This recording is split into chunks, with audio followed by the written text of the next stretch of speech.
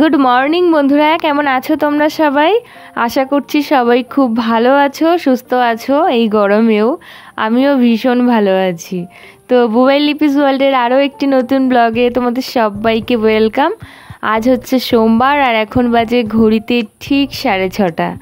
তো এখন থেকেই তোমাদেরকে সাথে নিয়ে আজকে সারাদিনের কি কাজকর্ম করব সেটাই শেয়ার করতে চলেছি। দেখতে থাকো, আমার সাথে থাকো।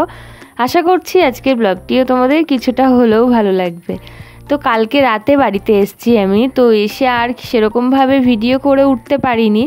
এসে জানোই 5 দিন বাড়িতে ছিলাম না, তো বাড়িতে এসে একটুখানি ঘরবাড়ি পরিষ্কার করতে দেরি হয়েছিল, তারপরে ফোনেও চার্জ ছিল না, তো সে কারণে আর ভিডিও শ্যুট করতে পারিনি। তো আজকে সকাল থেকেই দেখো ভিডিওটা স্টার্ট করলাম।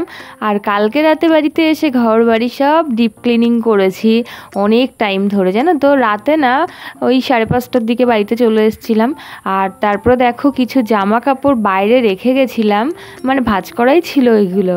তো এসে দেখি এইভাবেই খাটের উপরে রয়েছে, তো ভাবলাম কি এগুলোকে ভালো করে ধুয়েই দিই।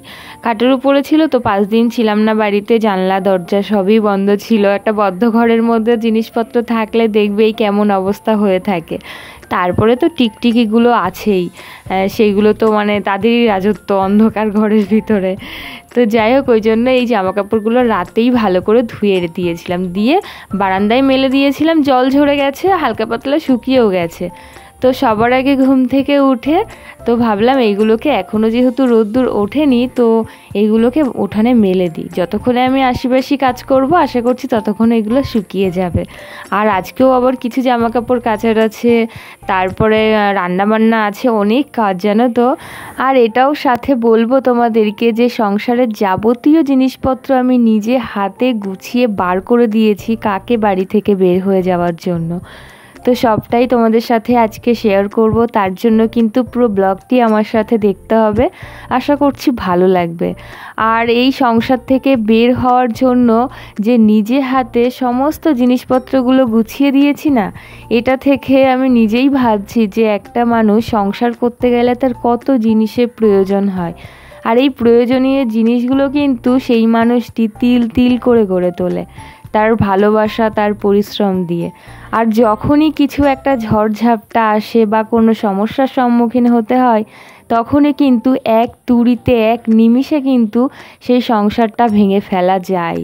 তো সেটাই দেখলাম যে এই ঘর, এই বাড়িটাকে এত সুন্দর তিল তিল করে গড়ে তুললো, অথচ তৎক্ষণাৎ যখনই মনে হলো না এই বাড়িতে আর থাকা যাবে না, আমাকে বেরিয়ে যেতে হবে, তখন কিন্তু আর সেই 1 মাসের অপেক্ষা রইল না। যে 1 মাস ধরে আমি গড়ে তুলেছিলাম সংসারটা, তখন কিন্তু আর সেই 1 মাস রইল না। কয়েক ঘন্টার মধ্যে সেই সংসারটা ওলটপালট হয়ে গেল। চোখের সামনে না সাজানো সংসারগুলো যখন এরকমভাবে ওলটপালট হতে দেখা যায়, তখন ভীষণ খারাপ লাগে জানো তো। আর বিশেষ করে এই ক্ষেত্রে তো আমার ভীষণই খারাপ লাগছে যে এমনটা কেন হয়। মায়াই বেঁধে তারপরে যখন মানুষ চলে যায় না, তখন কিন্তু ভীষণ খারাপ লাগে। তো আরও তার উপরে নিজের হাতে সমস্ত কাজটা করে দিতে হচ্ছে, আরও তো বেশি খারাপ লাগছে বলতে পারো। তো এই আর কি, কোনো সম্পর্ক যখন হয় কত দিন, কত সময় লাগে।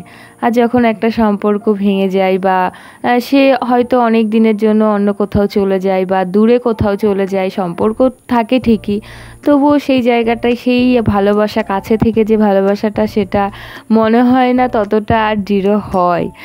তো যাই হোক, এই হচ্ছে ব্যাপার। তো আশিপাশি কাজ তো কমপ্লিট হয়ে গেছে, তোমাদেরকে সবটাই বলছি, কি যাচ্ছে বা কি বৃত্তান্ত সবটাই বলবো তোমাদেরকে।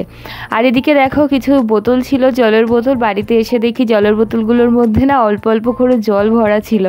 তো সেই জন্য আমি ভাবলাম কি আজকে বোতলগুলোকে পরিষ্কার করে ফেলি। আর ভালো ভালো বোতল যেগুলো আমি কিনে নিয়ে এসে খাওয়ার জন্য ব্যবহার করতাম, সেগুলো তো আমার হাজব্যান্ড একটা একটা করে বাইরে নিয়ে যেত আর ওই রেখে চলে আসতো। তো যাই হোক, এখন আমাকে বাধ্য হয়ে বিসলেরির এই বোতলগুলো ইউজ করতে হচ্ছে, কিছু করার নেই। আর একা আছে সেহেতু আমার কোনো রকম অসুবিধা হচ্ছে না। আর আছে জানো তো আরও 2-3টে বোতল আছে, আমি প্রাইস পেয়েছিলাম 2টো বোতল, সে দুটোও আছে, তো ইচ্ছা করেই বার করছি না। যখন কোথাও এদিক ওদিক ঘুরতে যাব বা দূরে কোথাও যাব তখন ব্যবহার করা যাবে, বাড়িতে আপাতত এগুলোই চলো, কি বলো? তো দেখো এগুলোকে ভালো করে পরিষ্কার করে নিলাম, নিয়ে এবার বোতলগুলো জল দিয়ে যেহেতু ধুয়েছি, ভিতরে কিন্তু তেমন কিছুই দিইনি, বাইরেটা একটুখানি স্কচ ব্রাইট দিয়ে পরিষ্কার করে নিয়েছি সাবান দিয়ে। তো এই জন্য বোতলের মুখগুলো একটু খুলে রাখলাম, ভিতরে জলটাও শুকিয়ে যাবে, তাহলে যে স্মেল একটা থাকে সেটাও গন্ধটা চলে যাবে। তো তারপরে দেখো আজকে স্নান দান করে আর সেরকমভাবে হেয়ার কামিং সিঁদুর পরে তোমাদের সাথে শেয়ার করতে পারলাম না, অনেকটা দেরি হয়ে গেছে আশিবাসি কাজ করতে গিয়ে, কেননা অনেকটা কাজ আছে আজকে। তো দেখো ডিরেক্ট চলে এসেছি পুজো দিতে। আজকে ঠাকুরকে পুজো দিচ্ছি মুসম্বি, লেবু আর হচ্ছে কিশমিশ দিয়ে।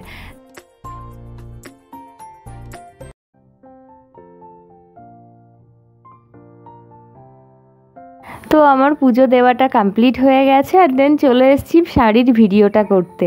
তোমরা আগে যারা আমার ব্লগটি দেখেছো আগের দিনের, তারা দেখবে যে লাস্টে আমি একটা শাড়ির ভিডিও দিয়েছিলাম, একটা পার্সেল এসেছিলো। তো সেই শাড়িটা না কাস্টমারের বাড়িতে এখনও পর্যন্ত পৌঁছাতে পারিনি, কেন কি শরীরটা একটু খারাপ লাগছিলো ওই জন্য। তো ভাবলাম কি আজকে একটু শাড়িটা পুরোটা খুলে ভিডিও করে নিই। আমি কাস্টমারকে জিজ্ঞাসা করে নিয়েছি যে খুলতে পারবো কি না, তো বললো কোনো অসুবিধা হবে না, তো সেই জন্যই আর কি পুরো ভিডিওটা করছি। তো দেখো শাড়িটা এতটাই সুন্দর, মেটেরিয়াল কোয়ালিটি নিয়ে তো কোনো কথাই হবে না। তোমরা যদি কেউ বুক করতে চাও অবশ্যই করতে পারো, একদম রিজনেবল প্রাইসের মধ্যে পেয়ে যাবে জানো তো। তো যাই হোক শাড়িটা একটু ভিডিও করে তারপর রান্নাঘরে চলে এসেছি। আজকে রাম ডাল, তারপরে ডিমের তরকারি, আর এই যে আলু সিদ্ধ দিয়েছি, একটু শুকনো লঙ্কা ভাজা করে ভালো করে লাল লাল করে মেখেছি, বেশ ভালোই লাগবে খেতে। তো পুরো রান্নার ডিটেলসে আজকে তোমাদের সাথে দিতে পারলাম না, এতটাই তাড়াহুড়োর মধ্যে। তো এইদিকে দেখো এতটাই তাড়াহুড়ো যে লাস্টে গিয়ে যে ঘরগুলোর জিনিসপত্রগুলো গুছিয়েছি সেটারই ভিডিও করা হয়নি, এত খারাপ লাগছিল। মানে ভিডিও স্টার্ট করেছিলাম অথচ একটা ভিডিওও হয়নি, সঙ্গে সঙ্গে হয়তো অফ হয়ে গেছিলো, হাতে লেগে বা কিছু হবে হয়তো কিছু একটা, ভীষণ খারাপ লাগে জানো তো। তো যাই হোক তাড়াতাড়ি করে তো রান্নাবান্নাগুলো করেই নিলাম।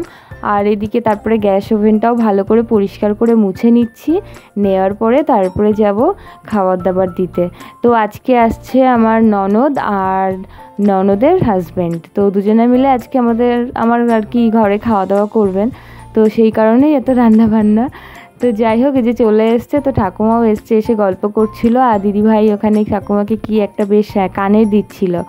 ও ঠাকুমার একটা সোনার কানের ছিল বড় পিসিমণির কাছে রাখা, তো সেই কানেরটা ঠাকুমাকে আর কি রিটার্ন করছিল।